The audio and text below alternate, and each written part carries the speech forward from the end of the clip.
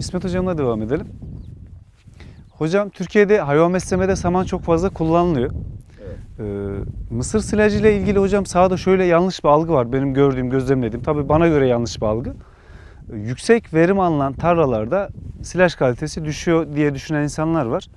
Ama biz de tarım yapıyoruz. Sektörün içindeyiz. Lütfü Bey may tohumu olarak sahada sürekli. Yüksek verim alınan tarlalarda da çok yüksek kalitede silajlar elde ediliyor. Bu da doğru tohum seçiminden başlıyor. Hatta şöyle bir örnek vereyim ben size. Kendi çiftliğimizde ikinci ürün silajın analizini yaptık. 28 nişasta çıkıyor, 28 kuru madde çıkıyor. Ondan dolayı da mısırı erken biçmek zorunda kaldık. Birinci ürün silaj kullanan bir çiftlikte analiz yaptık. 25 kuru madde çıkıyor ve 23 nişasta çıkıyor. Burada da tohum seçimi çok önemli olduğu ortaya çıkıyor. Bu konuda siz ne düşünüyorsunuz? Sizin bakış açınızda bu konuyu nasıl irdeleyebiliriz? Benim bakış açım bunu nihai tüketicisi olan hayvanlar yönünde, yani inekler, işte düveler, besi sığırları, artık kime yediriyorsunuz, koyunlar. Bunları geviş getirenler yiyor. Ülkede de sığır ve koyunlar bunları yemiş oluyor ve doğru. Mısır silajı, şu söylediğiniz bence çok değerli bir söz, yani laf. Eğer yüksek performans, yani toplam tonaj anlamında fazla bir ürün alırsa silajın enerji anlamında tohumu, o toplam üretme oranı azalacağı için silajın enerji anlamında değerinin düşeceği şeklinde bir algı olduğunu söylüyorsunuz. Ben hani söyledikleriniz bu şekilde yorumluyorum. Bunun da yanlış olduğunu belirttiniz.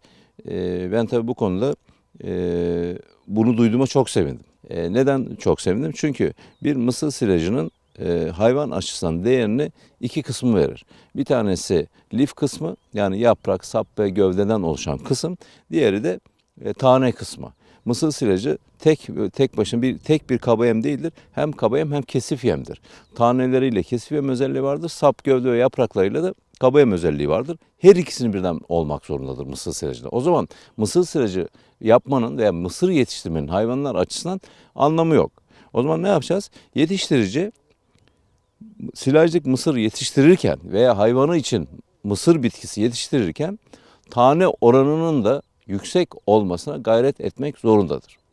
Daha önce de söylemiştim programlarda, yine de söyleyeyim. Toplam üretim içerisinde 1 ton silajlık mısır üretiliyorsa bunun %40'ının ağırlık olarak şeyden gelmesi gerekiyor. Benim bilgilerime göre. Taneden gelmesi gerekiyor. Dolayısıyla yüksek bir nişasta oranına kavuşturulması gerekiyor. Ben şimdi Lütfü Bey'e şöyle bir sorum olacak. Bu sefer ben hani kendisinden de yararlanmak istiyorum. Aynı anda hem tane hem toplam verim ağırlık olarak yüksek olabilir mi?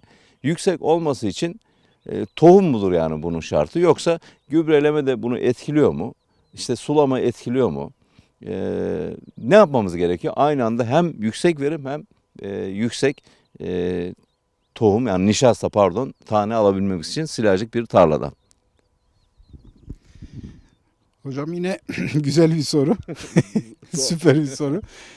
Şimdi iş tabii sadece bir kriterle sınırlı değil.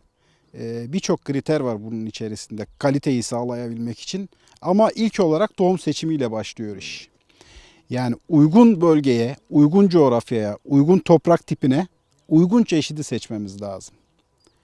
Yani ilk bölümde de konuşmuştuk hatırlarsanız. İç Anadolu'da ikinci olarak FAO 700 ve üzeri grupları ekerseniz generatif dönemi yakalayamayacağı için tane oluşumunu tamamlayamayacak, koçan oluşumunu tamamlayamayacak. Bu da kaliteyi düşürecek. Tam tersi kıyı bölgelere gelip de FAO 500 grubu çeşitler tercih ettiğinizde de belki kalite olarak bir şeyleri yakalayabileceksiniz ama verim olarak düşük kalacak iş. Dolayısıyla ilk etapta uygun grupta bir çeşidi uygun bölgede tercih etmek gerekiyor.